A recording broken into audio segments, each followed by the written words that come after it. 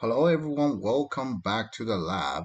Today I'm going to introduce a new project that I've been working the past couple days, which if you have watched or read Road of Kings, and you will know this is very similar to what they've doing. Road of Kings, in case anyone don't know, is a website that usually posts OCG weekly reports, and I kind of got inspired and motivated by them. I mean, I'm a big fan of their OCG reports. I read it almost every week, every time they post it. So, because of that, I'm thinking about doing my version of the TCG weekly reports, and this is therefore that's the new project. And this is the first report, the number one, the week one of Burst of Destiny TCG North America Metagame for November 1st to November 7th. So before I straight dive into the results, let's see what's really changed in the past week. In the past week, there was Synchro Storm and Burst of Destiny being released. Those were being the new product. And Synchro Storm being a side set, mainly only the Baroness de Fleur, has like any impact to the format. However, Burst Destiny has a variety of impacts, being about like three or four new archetypes, and like if anyone not familiar at this point, D Hero, Destroyer, Phoenix Enforcer as one of the most generic impacting cards in the format, and we'll get to see it throughout the datas. So from the past weekend, I included seven different tournaments from mainly only North America. Five of them being the remote duel regionals that happened on Discord, two of them on Saturday and three of them on Sunday. And for the IRL events, there was a case tournament happened in Denver with about 154 players. And there's another 3v3 case tournament happening in Maryland with, I was told, about like 170 some players. So about like 57 teams. So those together give me like a very good size of datas, which you'll see in this following pie chart. This is what the top. This is what all the top eight results from the past, like the seven tournaments I just included. From all 72 entries, there was about a quarter of the new deck from Burst of Destiny, which is Sorcerer, including different varieties of Sorcerers. Another 12% Tri Brigade, 11% Dragon Link, 10% of the Literalistic Tri Brigade, which is actually a new deck after Synchro Storm. The old decks like Drytron and Phantom Knights are still hanging there, and the rest, like there are a few small ones. If we look at it into this like specific breakdowns, there are still like older decks like Virtual World, Outledge, Dogmatica, Invoke variants, and even Heroes. Like they're unfortunately not like don't have that many entries for the top cut, so they're with another like eight different decks in together as like 20 other decks for another quarter of the pie chart. So as you see in the total 18 Sorcerer, which is almost like exactly a quarter of the pie chart, there was 11 10E version, 5 DPE, which is Destroyer, Phoenix, Enforcer, and there's even two, which is like the hybrid of 10E and DPE. And then Tri Brigade, as people have been familiar, has like variety of different versions. There's two pure Tri Brigade, two Melfi, two Zoo Tri Brigade, two Phoenix Enforcer Tri Brigade, and even one the Phoenix Enforcer Zoo Tri Brigade. And then followed by like Dragon Links. Dragon Link, the like majority of Dragon Link are still just the same as before, but there is actually one uh, Dragon Link that actually utilized the Destiny Hero package in the deck. So I'm actually going to cover that. As you see, the format is still like relatively has a good variety, but Sorcerer is definitely taking a lead of this like incoming, well, the newly format. So first of all, I'm going to introduce the Tangy Sorcerer deck as like this is the first place finisher from one of the um, Remoto Regionals on Sunday. This is a relatively standard Tangy Sorcerer deck.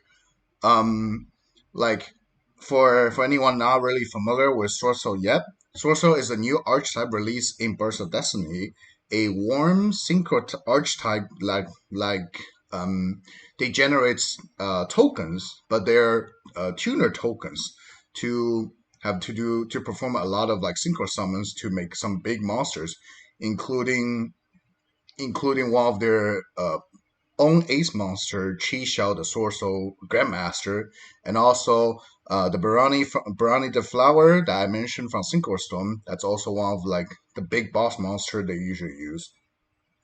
A very popular way to play Sorcerer is actually mix the Sorcerers with the Tangies, because the Tangies are usually like a good cause for different Sorcerer to activate their effect. Source of Moye require you to review a warm monster or a sorcerer monster in hand to activate its effect when on summon to generate a token to synchro summon. And Tenyi is actually a good thing to review of it. And another sorcerer monster called Sorcerer Strategist Longyuan require you to discard a sorcerer or a worm to activate to spell summon it, and that's also able to use all the Tengyis to really trigger the effect. And Tengyis are actually old archetype, being here for like being around for years, and all the Tangy monster require the player to control a non-effect monster on the field to activate their effects when they're in the graveyard. And funny enough, all the sorcerers that generate the tokens, the tuner token, which they use to synchro summon, that token actually fulfills the requirement for the non-effect monster for the Tengies when the Tengies are in the graveyard. So you can already see those two, both being worms, both being like um, kind of synergize with each other very perfectly. And in addition to it,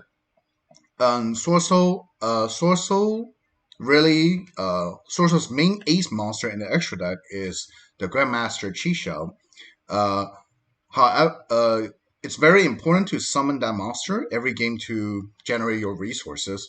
However, with the support of the Tanyis, the Tanyi has level 1 tuner and the level 7, it's actually possible to summon Chisha without even using any of the Sorcerer effect, as the Sorcerer usually kind of vulnerable to either effect Veiler or infinite impermanence, or even sometimes the token collector from other people's side deck. So the Tangis really give the Sorcerers another way to do all the to perform synchro summons and make like strong boards. And then if you look close into the side, there's another warm monster called Arch Nemesis Protos. This is actually a card being tagged in majority of the Sorcerer deck. The Sorcerer Rhoda, the Sorcerer spell, it says search a Sorcerer monster.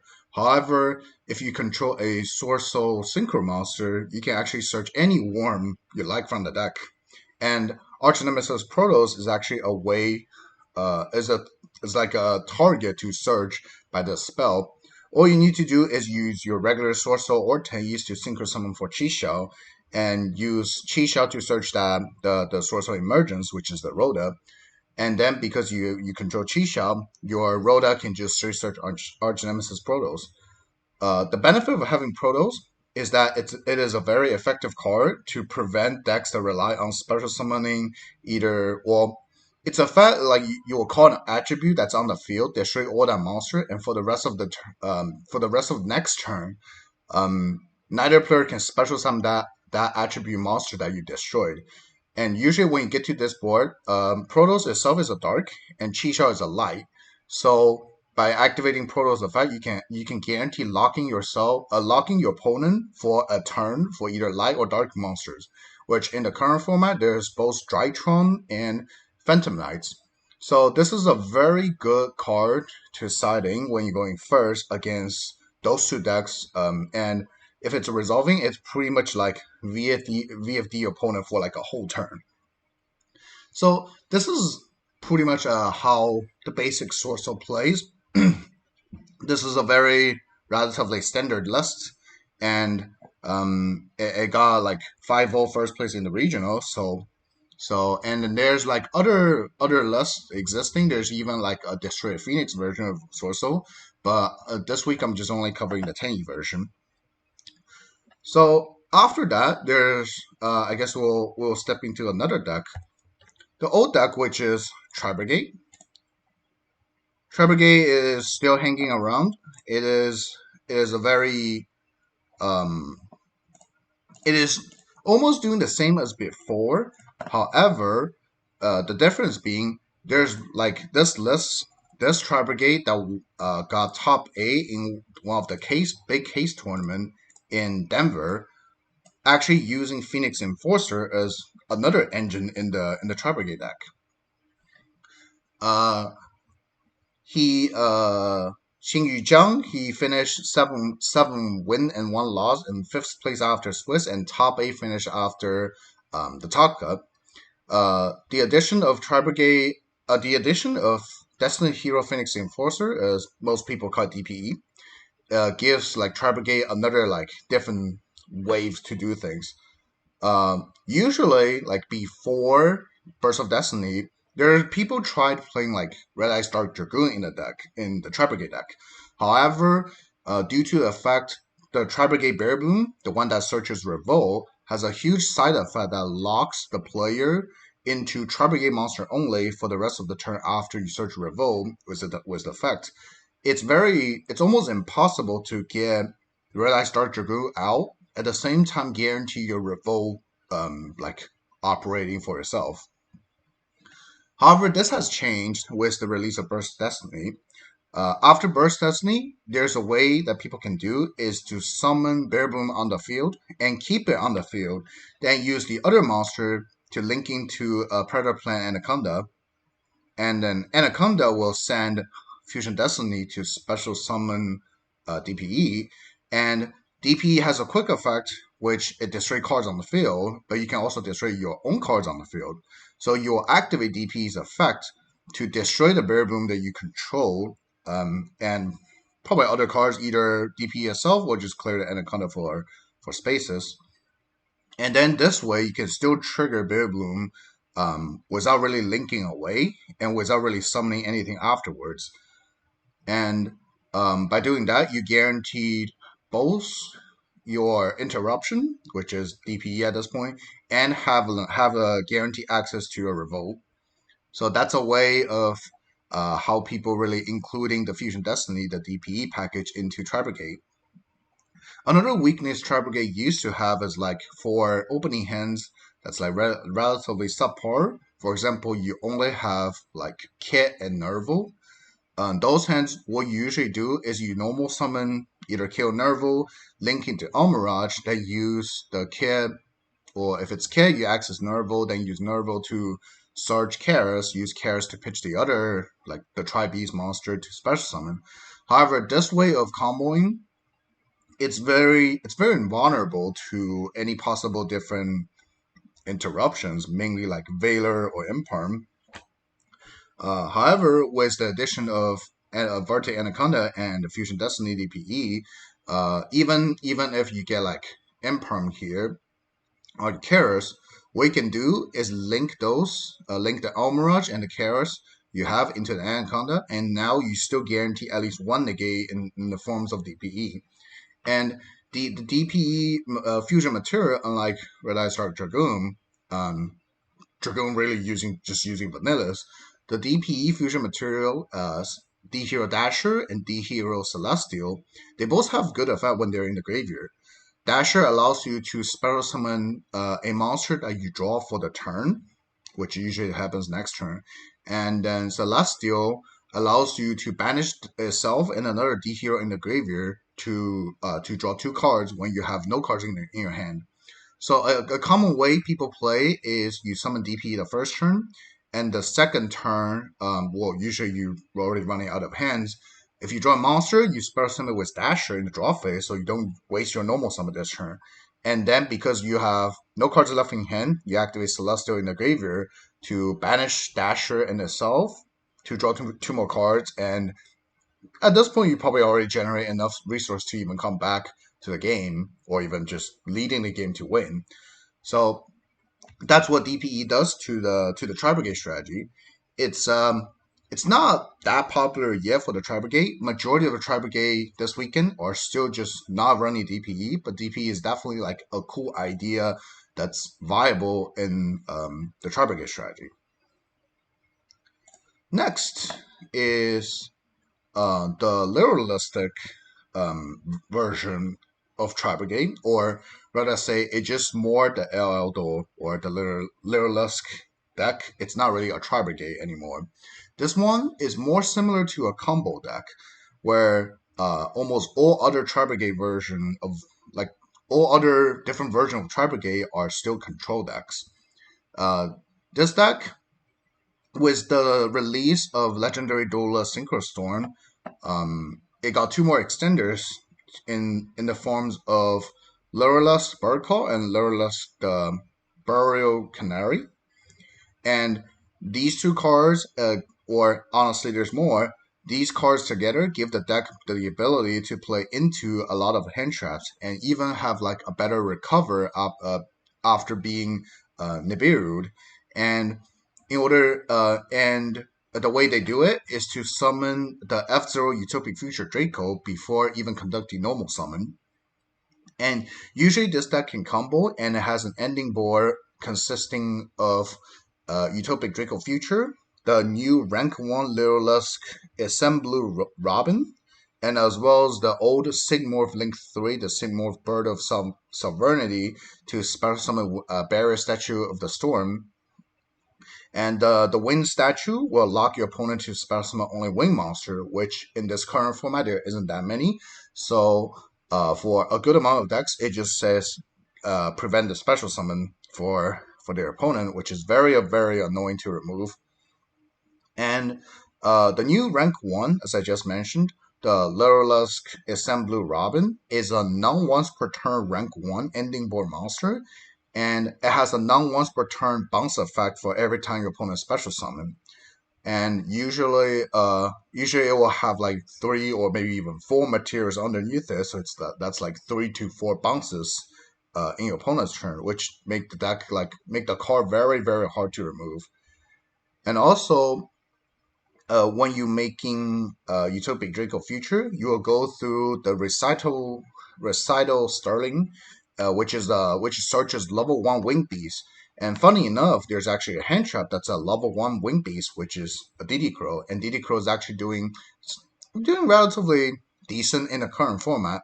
So the full ending board will give you like a different layer of different kind of ending board interruption, both in the form from the field and also in hand. In addition, after siding, there's even another layer of interruption in the back row, which Kamal managed to got like fourth place in Swiss in this tournament, in this Ghost Championship case tournament, and actually won the tournament with the deck. He actually has 3 copies of Harvey's Feather Storm in the side. This is a card that says if you control a Wing Beast monster, for the rest of the turn after this card activate, your opponent's monster effect got negated. And like after activating the card, you pretty much just completely shut down your opponent's monster for the entire turn. It's very devastating for decks like Drytrons or even other Tri Brigade to play against it. And this is a really a blowout card. The second you activate the card and then resolving, it pretty much wins you the game.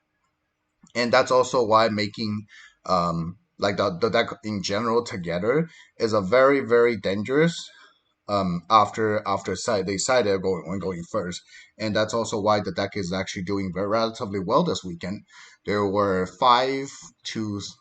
like 10%, about 5 to 6 of them topped in this entire weekend. So definitely give the deck a serious look. It's not really a Burst of Destiny deck. It's more a Synchro Storm deck, but it's still still a very good deck and very threatening deck. Next is Dragon Link. The old Dragon Link is still hanging there. It's still doing almost the same, but almost the same as before. Um, in this past weekend in the Shadow Realm Games Remote Duel Regionals, Jacob Froze got fourth place after Swiss, and he also uploaded his deck profiles on his YouTube channel, um, Ryu 9535. And if you are interested about his thoughts about the deck, feel free to check. I'll put a link in the description. Feel free to check his channel and his deck profile as well. So Dragon Link, majority of Dragon Link this weekend are still just regular Dragon Link, with pretty much the same as last format or like for a while. However, this one specific Dragon Link is using the Phoenix Enforcer engine, the DPE Dragon Link. DP actually synergized the deck very well. Rocket Tracer is one of the biggest, like the best card, one of the best card in the whole deck. Has a side effect where it locked the player into Dark Monster only for the extra deck. However, this is like not an issue for the DPE engine because both Anaconda and Phoenix Enforcer are just dark. So it really has no conflict with the whole Dragon Link strategy. And besides that, Rocket Recharger, that usually combos with Striker Dragon, can revive any dark monster in the graveyard, which obviously including the DPE, the Destroyer Phoenix Enforcer. Um, if like your Phoenix Enforcer has summoned, but it got negated while in the graveyard when trying to revive, um, Rocket Recharger next turn can actually be like a Monster Reborn just to revive the Phoenix Enforcer to reuse it. So that's another like pretty good synergy the Dragon Link strategy and the D Hero Fusion Destiny package. But some people might ask, Chaos Ruler, the chaotic magical dragon, one of the biggest, like most important card in the extra deck, the random mill 5 does look like it can conflict with the Destiny Hero package. However, Chaos Ruler doesn't really just mill the card. If you actually unlucky and mill one of the fusion material for your fusion destiny, you can just choose add it to your hand, and when you resolve fusion destiny, you can still fuse from the hand. So it's not like devastating if you mill like either one of the fusion material of the chaos ruler. So this is a way, like this is probably a new way to play Dragon Link, as in the profile for Jacob, he mentioned like Fusion Destiny was like a very very broken card. Every time he drew, he was like so up ahead, and it even helped him to not only push for boards and also getting better recover from things like Nibiru. So if you're interested in this deck, definitely check his profile and give him a shout out. So this is pretty much the four biggest deck of this past weekend: Sword Soul, Brigade, Little Less Brigade, and Dragon Link. Drytron and Phantom Knights are still hanging there. They're relatively less popular now. Potentially because, well, especially for Drytron, it's potentially because Drytron itself doesn't really got any support from either Synchro Storm or Burst of Destiny. Some people might say like the hero package might be a support for it, but Dragoon is still legal, and also other people all got like support of DPE. So overall, I think Drytron is a little bit losing popularity because just it really got no support. Phantom Knights is actually I heard a lot of people trying it, but the real support for Phantom Knights has not been here yet.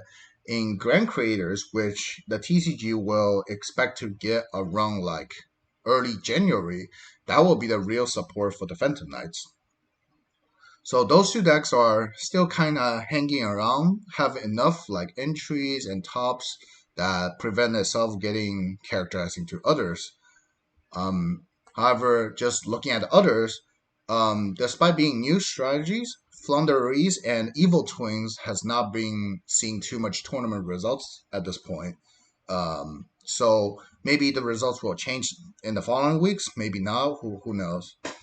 And the real conclusion for this weekend is Sorso is definitely leading the format, being the definitely tier one best deck of the current format, or at least the current weekend. And the most popular version just within the Source Soul is the Tangy version of the Source Souls. And following by that, there's the Brigade, Dragon Link, and those two decks are still doing decently well, especially with the help of Destiny Hero Destroyer Phoenix Enforcer. And the Lyra Lux Brigade got support from Synchro Storm, so it's actually another competitive deck in the format. So these are the results from the first week, and I'll be doing these kind of weekly reports probably every week if I'm not too busy. And right now, this is still mainly focused on North America. With regional coming back, North America mainly have only remote regionals, so it's actually easier to grab the datas. And I think Latin America's regionals hasn't really started. It's not starting until like the end of November. And I wanted to grab the data from Europe, but Europe has like instead of remote, they have IRL regionals. So it's actually a little bit hard to access the data for like the region I'm not really familiar to. So if anyone from Europe would like to help, would like to like contribute some data, it's very welcome for it. And uh, because of all the locals in at least North America are opening again, there's actually a lot of like the big case tournaments or even 3v3 tournaments even have more entries than the online remote regionals. So, but because they're local, they're IRL. If anyone would like to send me more datas in the future for like incoming big cash tournaments, feel free to do so. I'll be very appreciative to that. So that's it for the first week of the weekly report. I will be I will be uploading all the pictures, um, all the like whatever, all the PowerPoints into probably on my YouTube as the in the community tab as the pictures. And also, if you are interested in any of the specific deck lists, majority of them I've collected and I've consolidated them all of them into like a Google Doc. Unless there's like the player actually don't want to reveal it and didn't send to me, then I have no way to get it. But majority of them, like about 70-80% of the lists are actually in my Google Doc, and I think I will probably finalize it and put the links to my Google Doc into both the description and comment section probably the day after. So if you feel free to share all the information. If you think this video is helpful, feel free to like share it to your friends, share it to your group chat, share it to your Facebook, wherever you can. I'm trying to keep doing this as like a weekly thing, and if anyone really feel like helping me, making thumbnails, making pictures, making pie charts, making like collecting data, writing the description for the decks, I'm all welcome. Big shout outs to first of all Road of Kings. As I mentioned at the very beginning, I got motivated and inspired by them, and well, but what they are doing are the OCG reports. So I think I'm gonna move my step and do the TCG reports. And big shout out to my team, my new team, Midwest Gaming, for helping me a little bit. And big shout out to my group of Chinese friends, which they actually helped me like making thumbnails, writing, editing all the descriptions. So big shout out to them. And then that's it for the first week. And if you have anything, if you have any comments, suggestions, feel free to tell me in the descriptions. And if you think this is helpful, share it to everywhere you can. I will be very, very appreciative of that. And that's it for the week one Burst of Destiny season report. And I'll see everyone next week in the next week's report. See ya.